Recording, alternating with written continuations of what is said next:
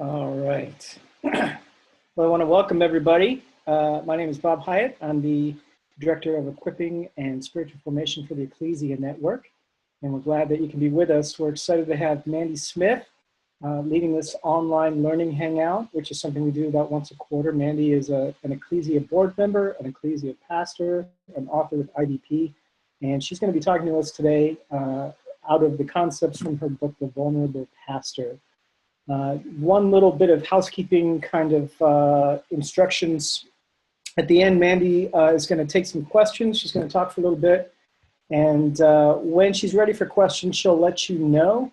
And we're going to try something different. We've often used the little chat box off on the side to do that. But today we're actually going to try to do let you come on the video and ask your question verbally and interact a little bit with Mandy. So when you are ready, when it's time, what I'd love for you to do is if you look at the bottom of your screen, the bottom of the video window, there should be a button that says Manage Participants. So if you click that, the list of people who are on the call will come up, and there should be, I hope it's there, a little button that says Raise Hand, and that'll let Mandy know that you desire to say something. I'm not seeing it right now. Mandy, do you see that? I don't see that. Oh, wait. Mandy, I need to unmute you. There we go. I see it on mine. Okay, good. All right. That just means that I'm the only one who's not allowed to ask a question. So when you are ready, just raise your hand. Mandy will call on you. She'll kind of unmute you and start your video for you. So make sure, oh, we got some people in the comments saying they see the button, so that's awesome. Just make sure you're not picking your nose right before you ask the question or whatever, because the video will come on. And yes, please be aware of that. Anyway, one last thing before I turn this over to Mandy. If you are interested at all in learning more about the Ecclesia Network, I just want to encourage you to check out ecclesianet.org. All right? And whoop, we got somebody on there. I'm going to go ahead and mute whoever that is. Oh, there we go. And there we go. All right. I'm gonna oh, technology. I'm gonna turn things over to Mandy. And Hi. Yes. Am I on now? I am the host now. Yeah. I get a message. So, well, it's good to be with you together this afternoon, or I guess it's not afternoon for everybody, but it feels very strange speaking. I'm basically just looking at Bob Hyatt here, and I know that he represents a multitude this afternoon, but you're all I can see, Bob, but I'm trusting there are others out there. And I'm really excited to be able to share some of my story today. So what I'm basically going to do is kind of give a summary of my book and share the kind of storyline of some of the things that were going on in my own life to walk me through these lessons. And they began as very personal lessons, which affected my own, not only my approach to ministry, but my own faith. And then how that kind of leaked into the way I lead my staff, the way that I lead my church, the way that I speak to people within the church and outside of the church, and how it's actually become my whole philosophy of ministry now, even though it began with a very difficult experience of confronting my own limitation. And so I hope that story resonates with yours in some way.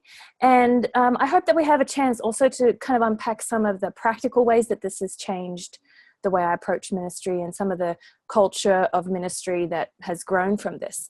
So I like to begin by doing a little boasting. It helps me deal with anxieties. And so if you'll just bear with me, I need to boast. I struggle with depression and anxiety on a fairly regular basis. I'm really slow at making decisions, and I come up with really great ideas about 2 weeks after the meeting that I was supposed to have an idea. I'm very easily overwhelmed, whether it's like happy feels from movies. I still haven't watched several movies from my childhood because my mother would not let me. And I am just generally a pretty emotional person, very sensitive, and feel things very strongly, which can be a strength, but also is difficult. I have a really bad memory, and forget things on a regular basis.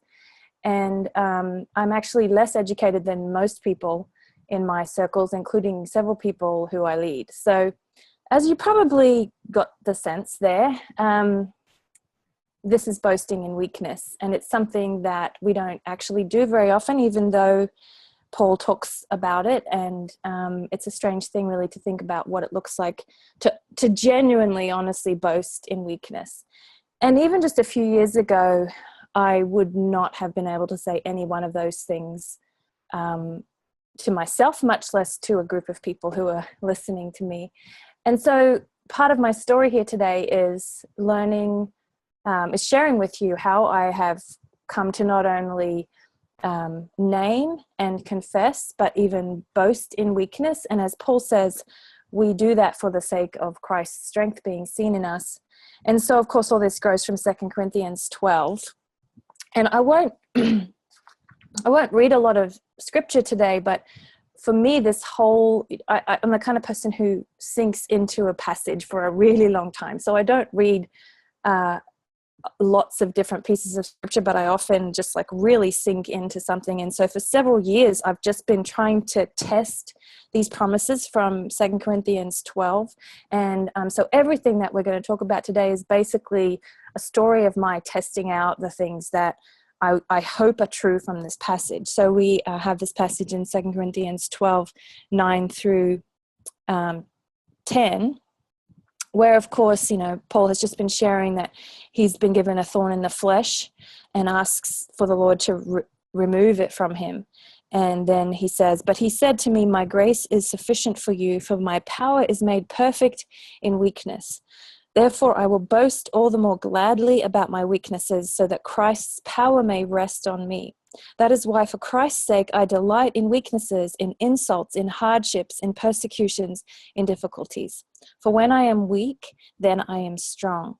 It's kind of perverse, really, when you think about it, that we might be able to boast in these things, but there is incredible freedom that can become when we actually live as if these things are true. And so I wanted to just share with you what that's looked like for me. And it begins for me, well, I've always been an A-type kind of personality.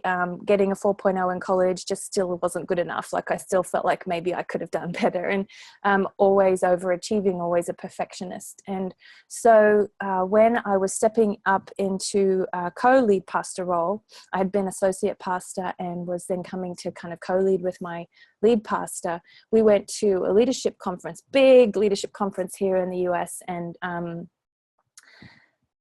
I kind of went with this sense of anticipation that God would use this conference to shape me for this new role that I was stepping into, and it would be wonderful, and I'd come back feeling so full. And God certainly did use the conference to prepare me for ministry, but definitely not in the way that I had expected. And so what I experienced there, and I should just say, a lot of my story grows from wrestling with my own personality and how it's different from other people's personalities. And so if the ways that I'm describing my own are different from yours, please don't hear me saying that it's wrong to be who you are. But it basically was a collision with a very different kind of leadership culture. And I had gone with such an open heart, expecting to be welcomed and expecting to fit in. And it was only months later, actually, that I realized I'm at a conference that's basically for very extroverted male pastors who are Americans and who have a kind of a business approach to ministry. And so naturally, I'm not going to feel like I belong in that place. But being in such a kind of a tender moment of transition, that was a huge surprise. It felt like a collision with a brick wall. And I sat for the first day or so in the sessions, and there were several things that were directly said, which said, leaders, if you're a leader, you'll care about these things. And I would be like, no, I'm just not feeling it. And some direct things that were assuming that we're talking only to men here, or just so many different direct things, but also some indirect things that I just did not feel like they were speaking my language. I didn't feel like I belonged there in any way. And I tried to wrestle through it, and finally just had to leave the room. And I fled to my hotel room, and I remember looking inside of myself for some sign of what I had seen, that something that I had seen in that place was in me. I was just like searching around in there for some sign that I could be this leader like I had seen at this place.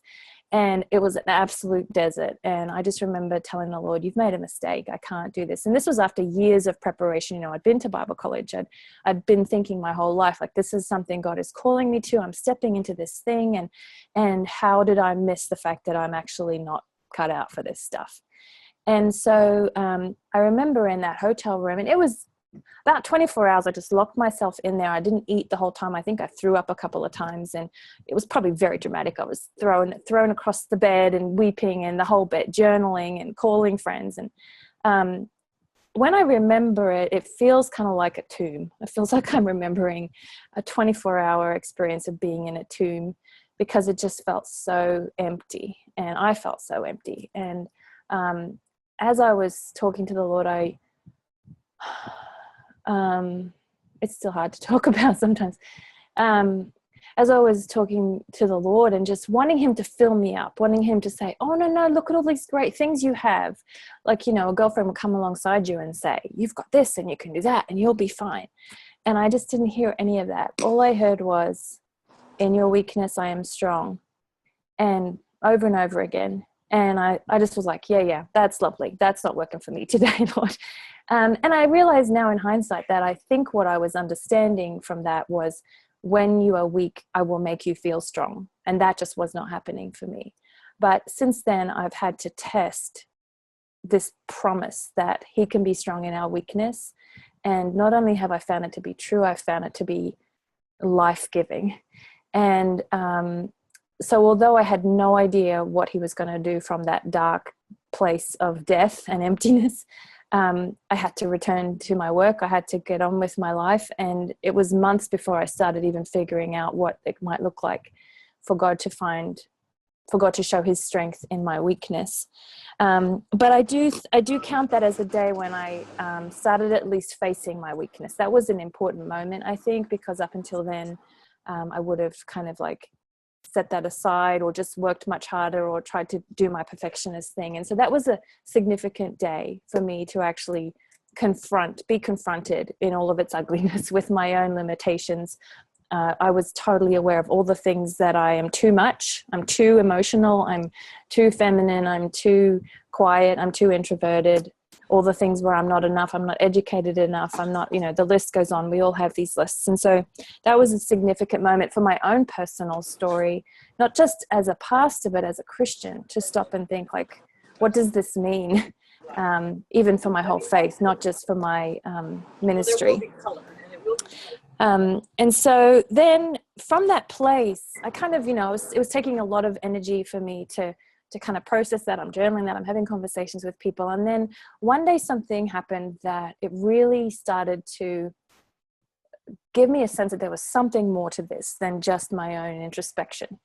And I remember this one day in particular, I hadn't had a great morning. I think my husband and I hadn't had an argument. We hadn't had time to resolve things yet. And I went in early to the church office, and I thought, I'll try and, just like sort myself out, get myself together before I have to have a meeting. And there was a big meeting coming up that day. We were trying to make some big decisions about some stuff. And I thought, I'll have some time to just calm myself and get ready for this meeting. And so when I went into the church office, I was really surprised to find one of my associate pastors was already there. And just out of a kind of a protection instinct, I grabbed some tissues and some makeup, and I rushed to the bathroom and thought, I'm just going to try to like put my face on and make myself look put together here. And I've never been good at that, so I don't know why I thought I could do that. But as soon as I shut the bathroom door behind me, I thought, what are you doing, Mandy? This is just not going to work for you. And so I think what I was doing there was trying to test this promise. Like, here's an opportunity to try this whole thing out about strength in weakness. And marched myself back in there. Like, my head was saying no, and my body was like, no, we have to do this. And so I walked back in there and just said, look, I have to be honest with you. I'm not having a great day today. I'm not ready for this meeting. I know I was supposed to have some things prepared for it, and I just this morning didn't go as I expected. And shared a bit about what was going on that morning. And honestly, that's as far as I had thought it through. All I knew was that I had to be honest. I couldn't pretend to be something that I wasn't that day. And then 3 really beautiful things happened, which I wish I could say that I had planned this, but I didn't. And so the first thing that happened was he stopped and said, wow, can I pray for you? And I know that it's a huge blessing for us to be able to minister to the people who lead us. And he stepped up to do that day. And then he also was able to see that leaders don't have to have perfect families. And as much as we would like to have that modeled for us, it's very difficult to model that for other people. We would rather just pretend. And I know that I've needed role models who let me see behind the scenes like that. That's part of the reason why I have felt for so long that I couldn't do this, because I hadn't seen somebody who wrestles with the things I wrestle with and can still lead. And so without realizing it, I gave him that gift that day of releasing him from any pressure he felt to have a perfect family. And then finally he said, well, I had a few ideas for that meeting. Would you like me to share them? And I was like, oh, yes, of course. And so he was able to use his gifts. He was able to step into some leadership there that if I had come in and felt like I had to do it all in my own strength, then he would have not had that opportunity to step into that. And so I started to sense something is significant here. If my being able to be human in that moment allowed somebody to pray for somebody, allowed somebody to see that they had some gifts to offer, and allowed somebody to see a model of ministry that was doable, then that's a pretty good thing that we as leaders probably should be inviting people into more often. And so I started to sense that, maybe this is not just for me in my own personal introspection and journaling, but that this might actually change the way I lead my staff as well. If I truly believe that God calls humans to ministry, then there must be some way for us to be in ministry as humans, which means having bad days someday, which means not always having ideas, which means getting sick or running out of energy or having arguments with our spouse or worrying about our kids or whatever it is. Those are parts of human existence. And if we feel like we can only lead if we don't have those things, then there's a problem, because we all have those things, right? And so this is another opportunity where I had to test, like, if it truly is the case that God can be strong in my weakness, then what does it look like for me to actually let that weakness be seen, let my humanity be seen, and trust that he can still work even if I am not really ready for the day. And I should say, this is not an excuse to not try our best. I don't know many pastors who don't try hard enough. Most are trying too hard, if anything. But I've had some people say, well, this just sounds like a cop-out. I try the best I can. I read all the books I can. I work as hard as I can. I stay up with my emails. I do the stuff on the checklist. And even still, there are some days where you just don't have everything that you would like to have. And so what does that look like to still keep leading even when we have normal human lives? And so then out of just this curious moment of discovering something might be at work, when I had that experience with my associate pastor, I started kind of testing it further and thinking, like, well, what does this look like in my broader ministry to the congregation? And again, I should say, this is terrifying to me. I'm an introvert. I like to look like I've got everything together. I would love to have the next 10 sermons perfectly written and ready, almost publishable before, now, this far in advance. And those kinds of things just aren't possible for me. And so if I look comfortable at all with this, it's only because I've got used to the discomfort. It's never really become comfortable for me. But at the same time, because of the freedom that I found and that I'm watching other people find, I love to talk about it, even though it's uncomfortable. And so as I started sharing more and more behind the scenes with my congregation, even whether it was in a small group setting or in a sermon setting, I started to see that maybe there was more to this than I had imagined, that maybe it possibly was true that God's power could be made perfect in our weakness, even as leaders. And so it was interesting for me to notice that as I started sharing behind the scenes, and we have to be careful because there is a bad kind of transparency, and there are ways that we can rely too much on our congregants. And so I have to ask, am I sharing or not sharing for my sake or for their sake? Because there are ways that we can be not transparent enough or give too much information in ways that are actually kind of abusive. And so this has been an exploration of figuring out how to share an example of how I am following the Lord. So stepping away from a kind of model that says people are following me, and instead being willing to let them see how I'm following the Lord, which means including those days when I'm not sure what he's doing and I'm tired, or I am longing, or I just don't understand. As well as the days when he seems clear and I love everything he's doing in my life right now.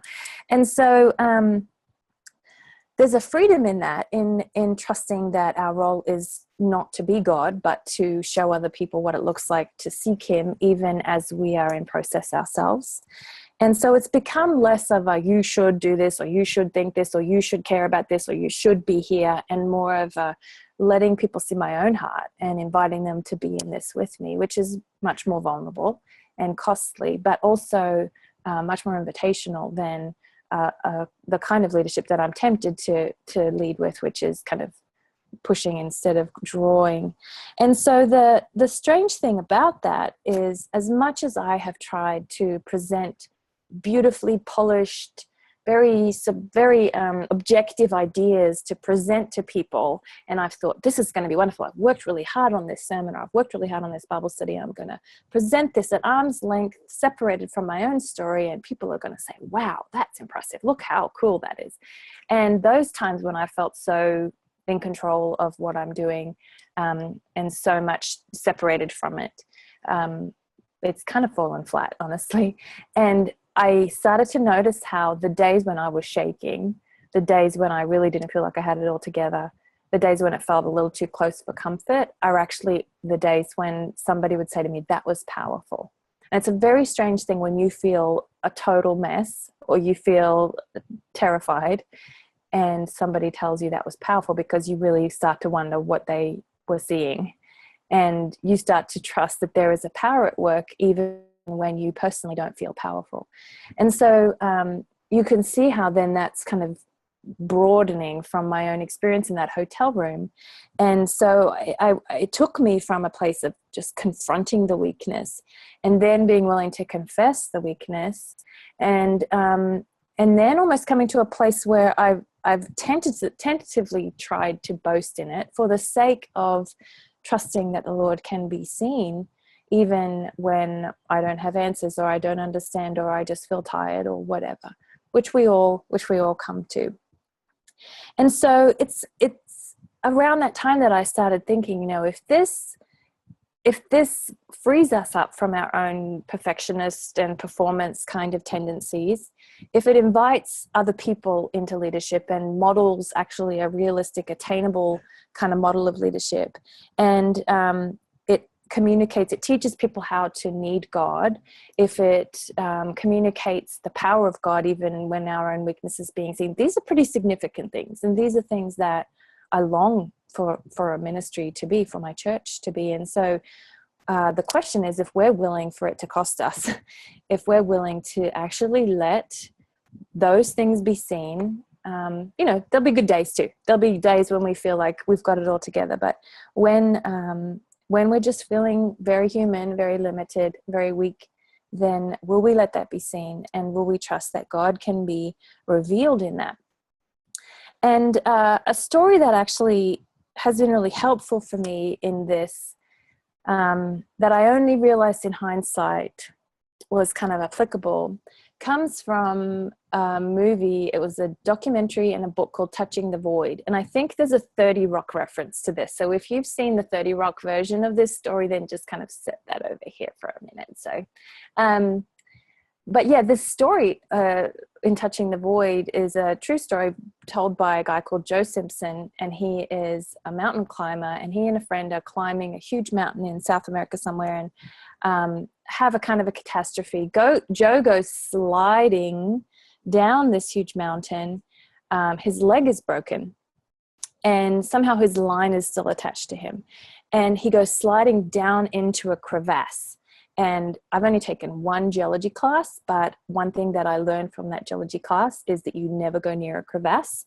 So if you've ever done a geology class, you'll know a crevasse is like this just shift, this ravine in the belly of the earth with just straight sides. So once it's not like a nice little friendly valley like this, but a rift in the crust of the earth that once you slide down into a crevasse, there's no coming out. And so my geology teacher struck fear in the heart of me with just the mention of the word crevasse. So Joe goes sliding down into this crevasse. It's an ice crevasse. So just there's no hope for Joe. So somehow his line gets hooked on the edge, and he's just kind of dangling with a broken leg down in this crevasse. And as he's telling the story, he's sharing how like nobody knows where he is. His leg is broken. He's on the side of this remote mountain, and he's in a crevasse, and not only any crevasse, but an ice crevasse. And of course it's natural. The human spirit wants to survive, and he's scrambling up the sides of this ice crevasse to try to get back up. If you fall down from this direction, then it's natural to want to go back up. And so for hours, he tells a story about just desperately getting a couple of inches and sliding down, getting a couple more inches and sliding back down. And he's just exhausted. It's getting dark and it's freezing cold, and his leg is broken, and everybody's left him for dead. And then he gets to this moment in the story, which just about broke my brain, where he said, I have no option. I'm going to let myself go down. And so he starts to talk about how he just winches himself down into the crevasse. And, my geology experience from my one class comes to mind. And I'm like, no, Joe, don't you know? A crevasse is just bottomless pit. It goes down into hell and darkness and death. And there is nothing for you in this crevasse. And so like my stomach just churned as he started to describe winching himself down into this crevasse.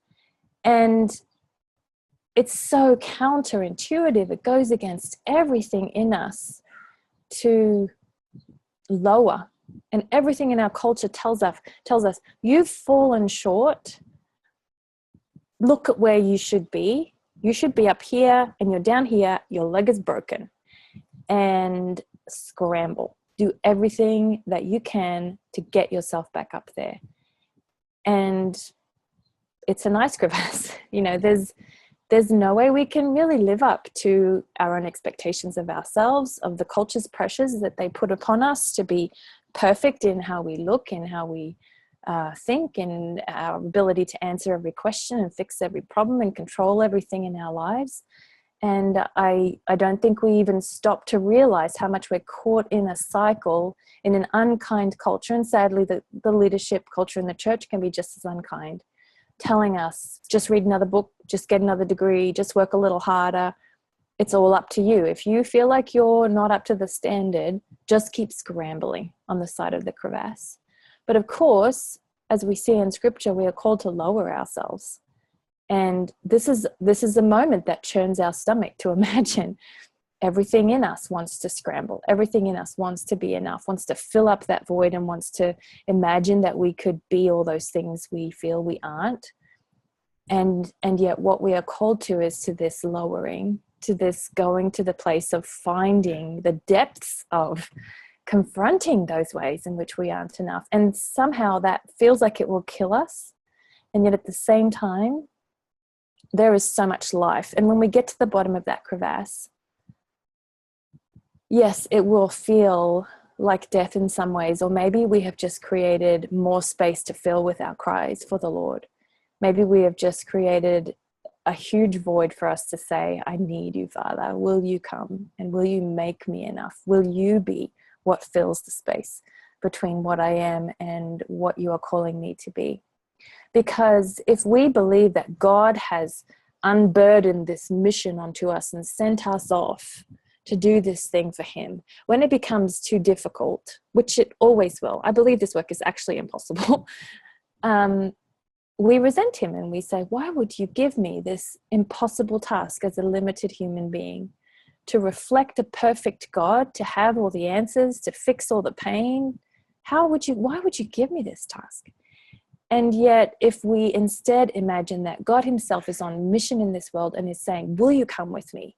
And when it gets hard, you're just going to need me all the more. And I will be here when you call out to me. You will be shown your weakness and your limitation more than you've ever known it. And you will also be reminded, if you choose, you will have an opportunity to need me at every turn. And I believe that the best kind of ministry grows from that kind of reliance on the Lord. And so if the best ministry grows from a deep reliance on the Lord, then our weakness is a ministry resource. In some perverse way, our weakness becomes a ministry resource if we stop being ashamed of it. And so this gives us a bit of a glimpse into the ways that we may be able to say, as Paul said, that we can delight in weaknesses, in insults and hardships and persecutions and difficulties, which seems twisted. But if it is an opportunity for us to learn our own need for the Lord, if it's an opportunity for us to cry out to him and to model what it means to need him, then powerful faith comes from that, and powerful ministry comes from that. And I can tell you from my experience of exploring this, which I'm still exploring, that as hard as it is, as terrifying as it can be, as uncomfortable as it is, I cannot look away. I cannot go back, because I also see how life-giving it is, how freeing it is. I've come to a place where things that used to send me reeling in shame, make me blush with embarrassment, make me run away in disgust at myself, I hear myself laugh. Just like, well, this is so far beyond me, it's funny. And so we're just going to have to rely on the Lord here. And that feels so freeing. And I see how we together can learn how to need him together. And that's an incredibly beautiful and powerful thing in ministry. And one thing that has also grown from this is when we as leaders become these kinds of Christians, and when our churches become these kinds of Christians, then this is a very different voice and a very different posture for the world to see from us. We have, whenever we feel our weakness or our limitation as a movement, you know, we've seen that even more than usual lately, where we feel our power slipping, our political power or our cultural power slipping. We feel our institutions crumbling, our denominations crumbling, our Bible colleges crumbling, whatever. There's a way to feel that desperation, and a way that we're tempted to scramble and to fill it up and to cover it up and to be defensive and to give easy answers to the people and the world around us. And what a beautiful invitation this could be, to even let people outside of the church community see us in this place as individuals and as a community, where we say, I don't know, but I just want you to know I need Jesus. And we're figuring this out too. These are good questions. Let's ask them together. And so, that's kind of the story of how all this got started for me. And by the way, if you're wondering what happened to Joe, I'll give you a clue. He's telling the story. So he made it out. So a couple of things that, well, I think it's helpful sometimes. I don't know if we want to have like reflection time right now, but it might be interesting for you later to just make a note. What are the ways that you are feeling those same kinds of accusations, really, of ways that you're not enough or ways that you're too much? And how are you scrambling? How are you trying to hide those, or to fix those or understand those things in your own strength? And how instead could it be an invitation into trusting that the Lord can be seen in those things? It's a beautiful thing. I often do that exercise with a whole room full of pastors. And if you do it for long enough, you start to actually get responses that cancel each other out in some way. So one person will say, I'm too young, and someone else in the room will say, I feel too old. Someone else will say, I'm too quiet, and someone else will say, I'm too talkative. And, you know, you can see how there's just so many lies that we're listening to if we respond to those kinds of messages. And we all, I think we don't even stop to name them. They're just kind of these shameful, quiet things that we hold on to and that we react to. But to stop and name them is really helpful. It may not necessarily remove those fears, but it helps us to even watch how the enemy uses them. It helps us to watch how, if I'm feeling not educated enough and I have a staff member who has more education than I have, then when they've read a book I haven't read, how is that going to affect me as their leader? Am I going to speak in a way that's not helpful or react in a way? And so I would just encourage you, if you find that helpful, to take some time to actually reflect. So ways that you feel not enough to be used by God, or ways that you feel too much of something to be used by God, and to watch your own habits of responding to that. How is that an invitation to scramble and try to be more than you are, or something that you're not? How could it be an invitation every single time to say, okay, here's another chance to need the Lord. Here's another chance to ask for his help, to rely on his guidance and strength. And so let me see, how are we going for time here? All right, I think we've had about 30 some minutes. So there are some kind of practical things here as far as how that has shaped my philosophy of ministry. Some of that might come up in the question time. If not, it's all in my book too. So you're welcome to check out the actual kind of practical ways that this has affected ministry philosophy and practice for me. So I think we'll open it up to some question time. And if you just go to the participants icon at the bottom, and if you click on that, you will see an option to raise your hand. So if you would like to ask a question, raise your hand and I will find you and unmute you. So just be aware that you will actually be able to be heard and seen by others on the call once you do that. So any questions? Don't be shy.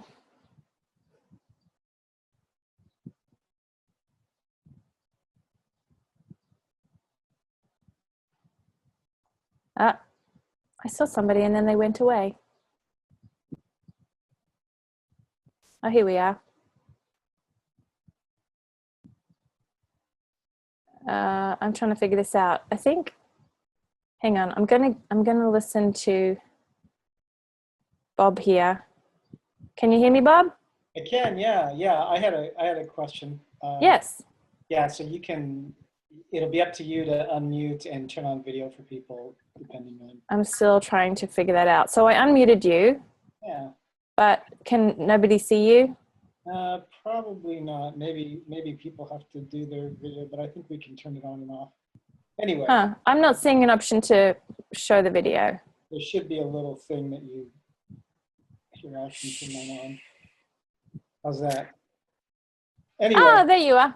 Mandy, I'm wondering what it's like. One of the things that I learned in a counseling class one time is that when one part of a family system, which certainly a church staff is, when one part is moving towards health, there's often a lot of pushback by the other parts to maintain that equilibrium, and because we all get comfortable in our unhealth. I'm wondering what's the practical outcome of what have you seen as you strive to be more vulnerable? What are some of the pushbacks or pitfalls that you've experienced that others might as they try to step into this? Yeah. Suggestions for how to deal with that. And I should clarify too, when I talk about vulnerability, it's not just choosing to say things about ourselves. So you can say, like, I have to confess I really like you to a person you like and you don't know if they want to be your friend or your date or whatever. That's a kind of vulnerability. But the bigger vulnerability that, what I talk about includes that, but isn't limited to that. And includes just like letting yourself be seen as a human being. And so it's a vulnerable experience just to live in skin, just to get tired or sick and old and not have answers and all of those things. Like to just be human and to let it be seen that you're human is what I talk about here. And so to answer your question, I think that I also probably wasn't, when you're kind of figuring this stuff out on the fly, I'm not able to describe it very well because I've just felt like I was just trying to learn it on the job. I call it practicing in public, which is like the worst nightmare of my life, is practicing in public. And so I don't think I was actually able to even explain what I was learning or experimenting with at the time. And so I might have been kind of overreacting in some ways to like, well, that kind of thing was unhealthy, so I'm going to go to this other extreme. And so I think that when I also had 2 fairly new associate pastors and we were still kind of forming our working kind of environment, there were ways that brought some real conflict. I think that it's one thing to go there yourself. How do you invite other people into that vulnerable posture, especially when they might be still young and still figuring it out themselves and wanting, we all, when we're new to something, want to feel like we're good at it and fancy having a boss who's like, show me how you're not good at it. So we've actually figured out a lot of those things and have come to a real place of peace with it now. But I think I probably wasn't very good at communicating even to myself, much less anybody else, the things that I was figuring out. But you're right, there was some pushback, and there were some ways that thankfully my church is fairly healthy, and there are places, when I've shared this story, there are places where people have said, I feel like people are going to take record of anything that I share about myself and bring it up in the future. So there are ways that we have to be wise about who we're willing to share with. And I think it's scriptural. Actually, it says, there's a passage where it says Jesus did not entrust himself to them. And I think that's really interesting to think that because he knew the heart of men. And so there is some wisdom to be used there. I think that we do have to let ourselves be seen, but also there's a way in which it's not helpful for anybody if we don't do it with some wisdom there. So I'm not sure if that answers the question properly, but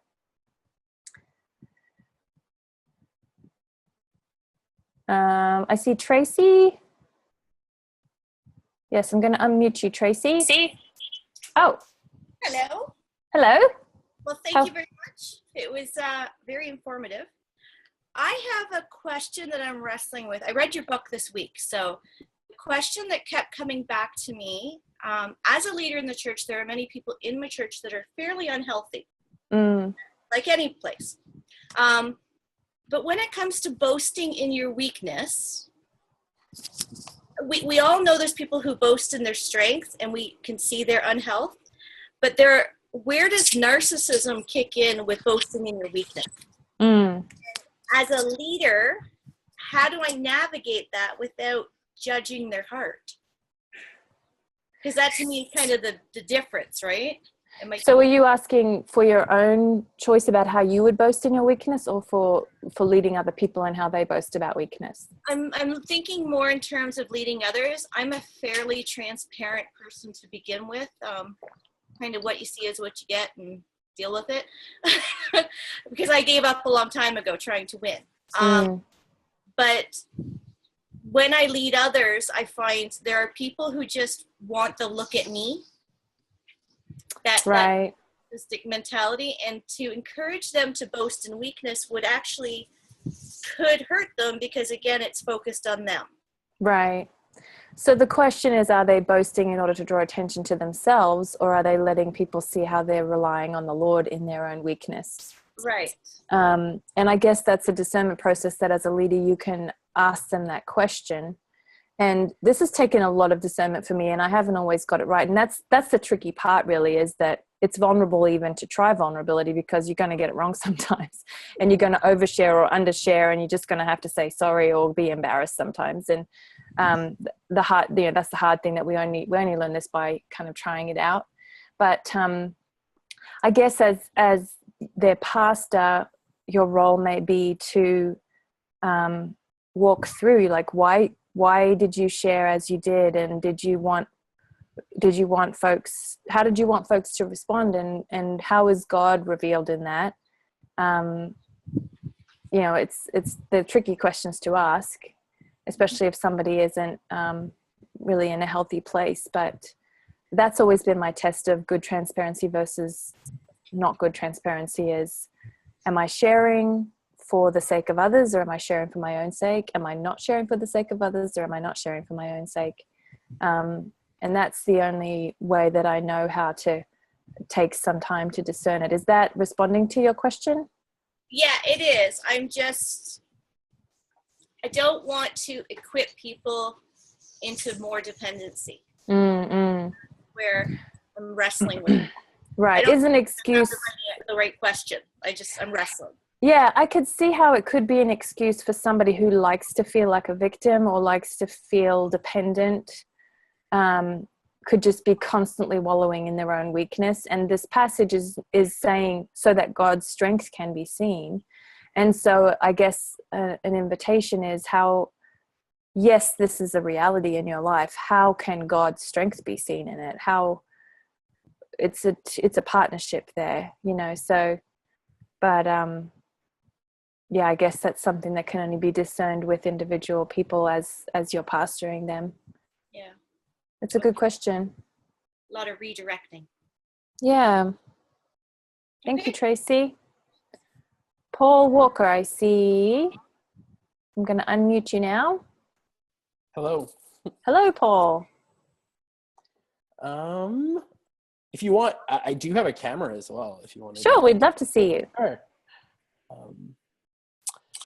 I was just wondering how vulnerability has affected your preaching and teaching ministry. Does it cause you to engage the scriptures differently? Does it cause you to allow for more mystery in your sermons? Because I know, like, there's sometimes this tendency as pastors to be perceived as answer people, that we're like experts from the front. And I wondered how that might carry over in my own like teaching and preaching. Yeah, it's a great question, because I do think that we really, as preachers and teachers, can feel like, okay, this is where I'm going to dominate this text. And I've had to choose, you know, I'm smart. I've read a bunch of books. We all are. We could probably whip out a sermon. If it was just about getting ideas on the paper, we could read a bunch of commentaries, whip out something in a couple of hours. It'd be a fine sermon. It would feel like it was absolutely meaningless to our own experience and was coming out as something that was not related to our own story in any way, but it would be a sermon and we would feel like we succeeded in some way. And so even in my posture in beginning to shape a sermon, I love sitting at my computer and typing away and feeling like I'm getting stuff done. And so that whole posture of even sitting at the computer is a posture of productivity, a posture of getting things done. And that's definitely a part of what we're doing when we're writing sermons. But I choose to start by literally lying on the bed or the floor and just listening to the passage over and over and over again for several days before I actually try to make any notes.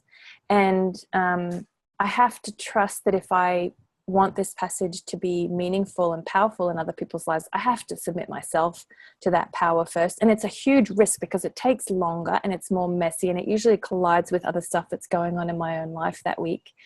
And it usually means the sermon is still being shaped by the end of the week. And I would love to just have a polished manuscript done by 3 p.m. on Friday afternoon. Sometimes it happens and sometimes it doesn't, because when you're letting it work in your own life first, then you're submitting to this force that's greater than you. But at the same time, that sense of this force being greater than you at work is also carries you into the sermon, so that when you are presenting it, there's a sense of humility. There's a sense of, well, look at this thing that we're all swept up in, instead of I made a thing and I'm going to drop it in your laps. And isn't it lovely? And I'm belittling that because that's my own tendency. I would love to be able to do that. Another thing that's been really helpful in my teaching is acknowledging that the Spirit is at work in my people as much as through the scripture that we're reading that day and the sermon that I'm preaching that day. And so one of the ways that I'm tempted to feel like I'm in control or like I'm a really good teacher in a sermon is to have all these nice it's almost like, you know, a chef on a cooking program is like, here's one I made earlier, like having these ready-made application points, which often don't feel like they're connected to people's story, but it feels like you've prepared something in advance for your people. And to actually build in times of reflection in the sermon time. And, you know, there are different sermons that lend themselves to having them at different points. Sometimes it's not till the end. Sometimes it's various points to the sermon to stop and say, okay, before we move on, what's that doing in you right now? And for each person, it's going to be something entirely different. And so to let them kind of take on the lesson, to trust that the Spirit is at work in them, is connecting in some way to their own story that day, and letting them take ownership of making the application, feels kind of vulnerable as a leader, because I feel like, oh, I probably should have told them what to do with that. And instead it's trusting that the Spirit is at work. And it's been really powerful, but at the same time, it doesn't feel like I really did anything important in that. So those two practices have been really meaningful for me. Does that kind of connect in any way? Yeah, that connects very well. Thank you. Oh, you're welcome. Other questions?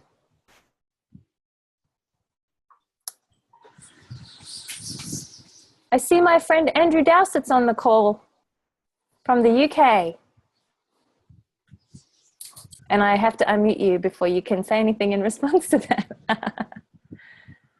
Do we have any other hands raised?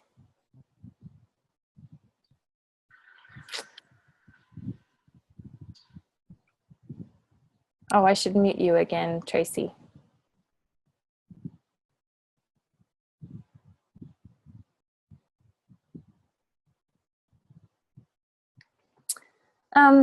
Well, one thing I can share a few ideas about on the practical side of things is that this has shaped what I call ministry on a human scale. I remember talking to a friend of mine who was an architect, and he was describing how when architects are shaping spaces, they're thinking about the dimensions of the human body in relation to the space that they're making. And so a cathedral is purposefully made to be just so big and for the human being to feel kind of small in that space, so that they're just awed by this place.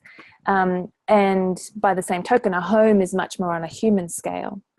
The proportions of the human body to the room feel more like this is a human scale. And so I love that kind of metaphor for how we shape our ministries as well, that oftentimes, even though we're dealing as human beings with human beings in the church, the scale of what we're doing doesn't always feel like human scale.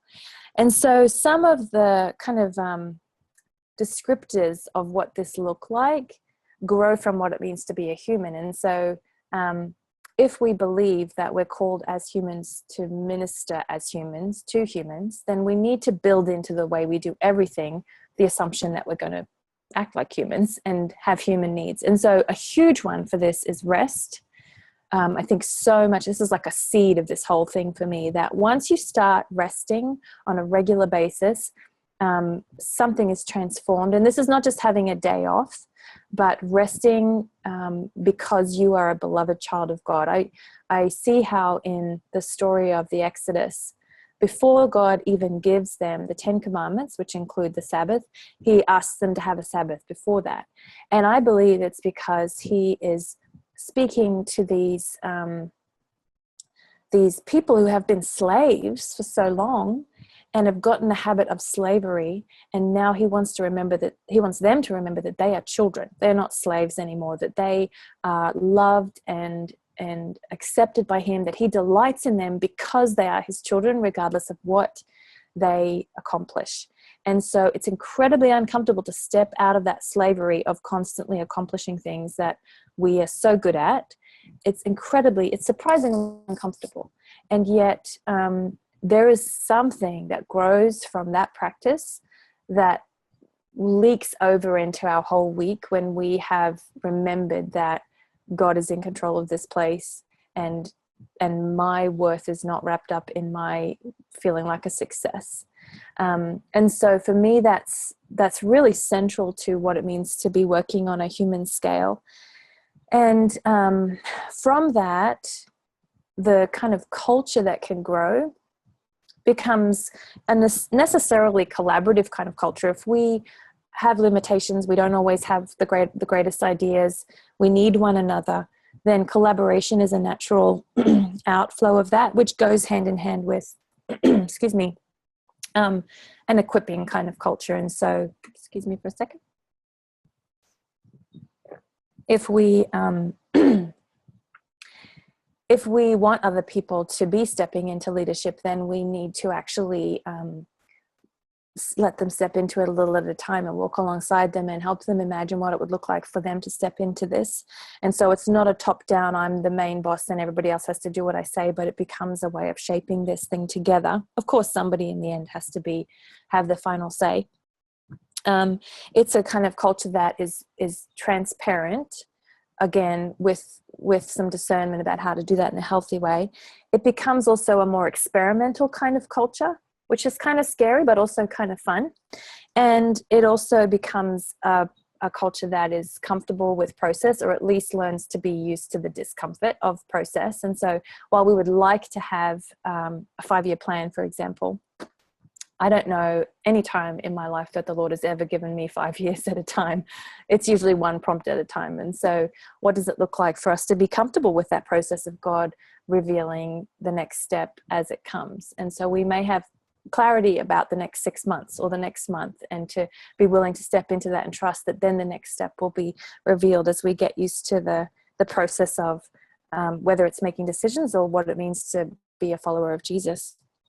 The cool thing about this for me too is that it becomes a kind of playful culture, and not because we're irreverent, but because when we start to see that it's not all based on our strength and our ability, then I don't know, children can play because they know there's somebody else who's really carrying things. And so I've watched how I've become more playful in my work. I don't take things so seriously. And when I do something dumb, I am more willing to laugh at myself than I used to be.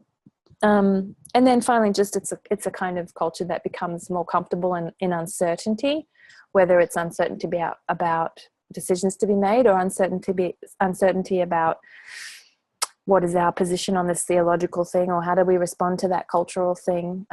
Those things are terrifying. And I know I, for one, feel really inadequate as a leader to know how to respond, to know what the answers are, to know how to have a white paper on this or an official response to that. And so these are beautiful things that kind of emerge from that approach that trusts that we have, that God is able to show his strength in our weakness. And there's one other thing that has kind of come up for me actually since I wrote the book, and I wish now that I had a chance to include that in there.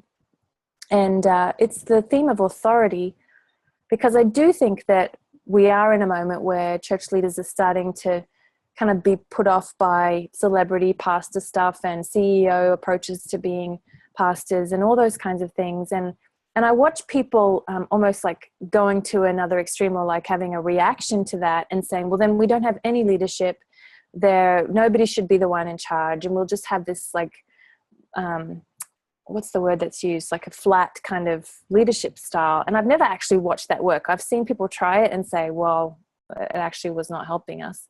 And we see in scripture there are leaders. Jesus himself calls people to step up, and then the apostles themselves call people to step up. And so what does that look like to acknowledge some people are gifted, and it's listed as a gift of leadership. So what does that look like, that some people are gifted for leadership without it becoming the abusive way that the world does it, or that it happens in the business world? How is it that we are to definitely have a sense of leadership? And I love the fact that Jesus himself had authority, and it says people were astounded at his authority. And I think we see in his story how his authority grows from his submission to the Father. And so he has the right to speak. He has the right to say what he says and do what he does, because he is submitted to the Father's will. And he says some really hard things sometimes. It's not for his own sake.